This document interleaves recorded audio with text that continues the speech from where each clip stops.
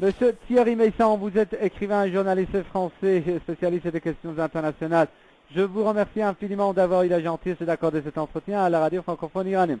Monsieur Meyssan, tout récemment, le président de l'autorité autonome palestinienne, Mahmoud Abbas, s'est rendu à Paris où il a rencontré à l'Élysée le président français Nicolas Sarkozy. Quelle analyse portez-vous sur cette visite en France du président de l'autorité autonome palestinienne?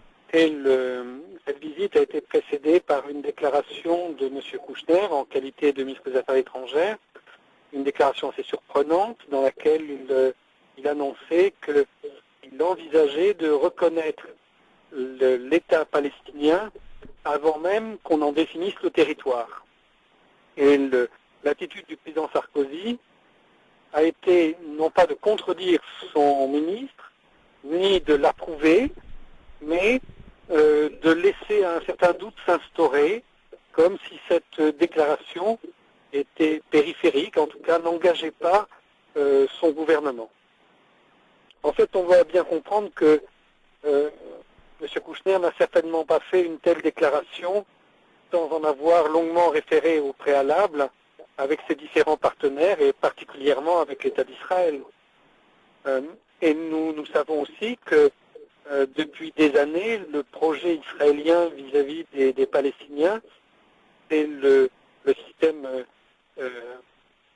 qui avait été expérimenté en Afrique du Sud d'apartheid, que pour ce faire, il est nécessaire de créer une fiction d'État, donc ce qu'on avait appelé les Bantoustans en Afrique du Sud, et que comme l'État d'Israël ne peut pas prendre une telle initiative, il cherche des partenaires qui lancent l'idée à sa place.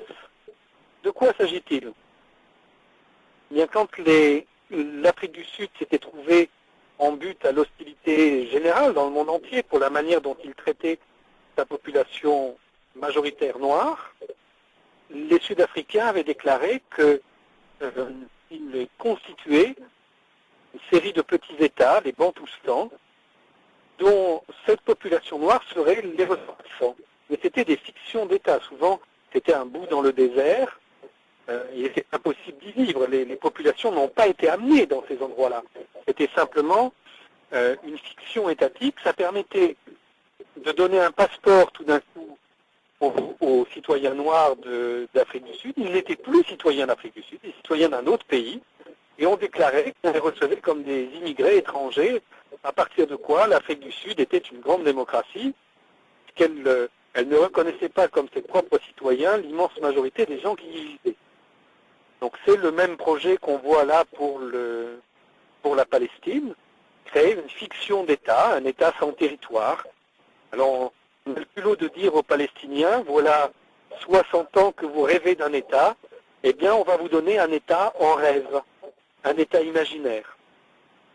Donc une fois qu'on a lancé cette idée, à n'en pas douter, elle va prospérer, elle va se développer. Et le président Mahmoud Abbas et quelques autres ne manqueront pas de s'y accrocher, puisque ce qu'on leur propose à eux, c'est d'avoir des voitures officielles pendant que leur peuple restera un peuple de seconde catégorie. Monsieur Meyssan, vous dites que le président de l'autorité autonome Mahmoud Abbas pourrait y être favorable à cette idée, mais est-ce que la résistance palestinienne, les groupes de résistance palestinienne, surtout le Hamas, pourraient en fait accepter une telle proposition?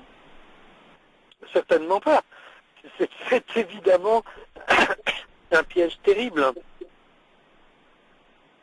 Et les seuls qui y trouveront leur compte seront ceux qui seront des dirigeants de cet État fictif.